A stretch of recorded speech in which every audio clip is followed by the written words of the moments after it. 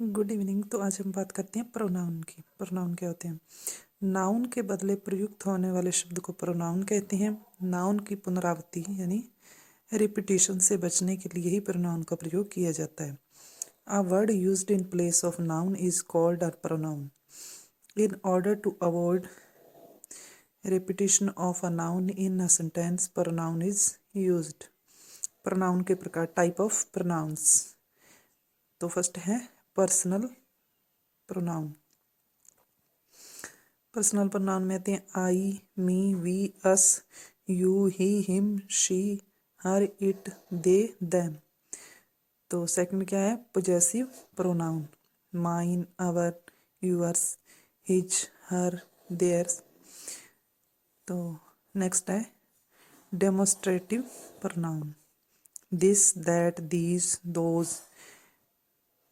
तो नेक्स्ट है distributive pronoun यानी वितरणवाचक सर्वनाम, each, either, neither, neither, every, none, ऐसे नन बोलते हैं। रेसिप्रोकल प्रोनाउन जैसे each other, one another. Reflexive pronoun, my self, our self, your self, your self, him self, her self, it self, them self, one self. तो next क्या है? Emphatic pronoun, my self, our self, your self, your self, him self, her self, it self, them self का प्रयोग जब subject पर दबाव डालने के लिए किया जाता है तब ये एम्फेटिक प्रोनाउन कहलाती हैं। Such pronouns are used to lay stress on the subject, जब सब्जेक्ट पे दबाव दिया जाता है।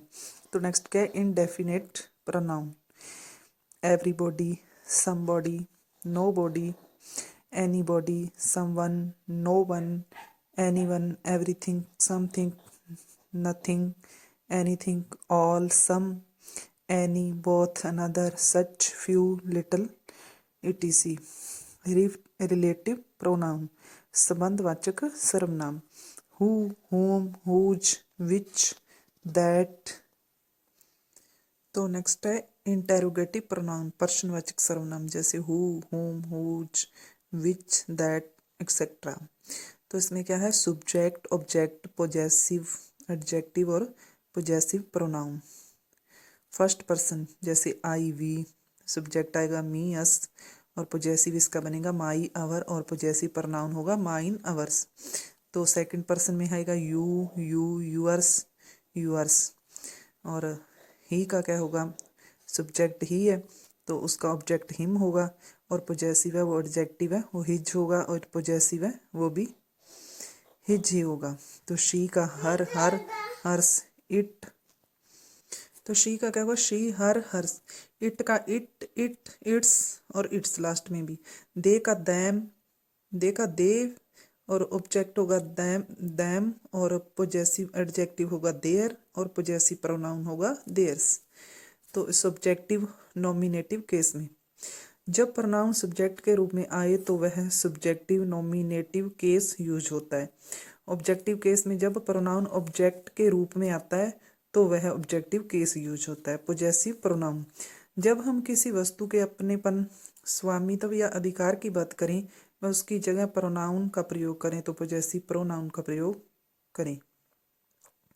It will talk about ownness possessive of an object, and if we use pronoun then we will use possessive pronoun। for example this book is mine। तो इसमें क्या है? possessive है तो बुक क्या है? माइन की मेरी है, जिसमें क्या इसके ऊपर अधिकार मेरा है तो माइन इसलिए यूज किया गया है।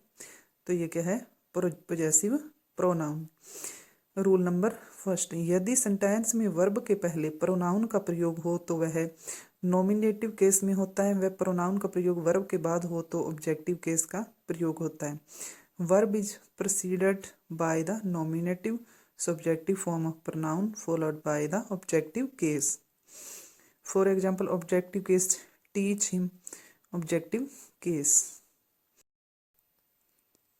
रूल नंबर सेकंड, जब विभिन्न प्रोनाउंस एक ही सेंटेंस में प्रयुक्त और किसी बुरी बात का आभास ना हो तो उन्हें 231 के क्रम में लगाते हैं। इफ ऑल द 3 पर्सन और 2 out of 3 person come in a single sentence the order in is 2 3 1। जैसे he, I and you are going to Delhi, तो ये क्या है, गलत है। ही क्या है, third person, first person, you क्या है, second person. You he and I are going to Delhi. He she and you always to temple, तो इसमें भी ये गलत है। तो इसका राइट सेंटेंस क्या बनेगा, you he and she always go to temple. Rule number third, वे वाक्य जिनका अर्थ नेगेटिव हो उन्हें हम 1 2 3 नियम के अनुसार बनाते हैं। इफ ऑल द 3 पर्सन और 2 out of 3 person come in a single sentence and something wrong is talked about or some mistake done by the persons has been accepted the order in 1 2 3। For example, he I and you always do crime, तो ये क्या है, wrong है, ये wrong sentence है। इसका right sentence है I you and he always do crime. तो नेक्स्ट सेंटेंस है you I and he have made a mistake, तो न तीनों ने मिस्टेक की है, तो ये क्या है, जो इसका कर्म है वो गलत है। तो इसका राइट सेंटेंस होगा I you and he have made a mistake.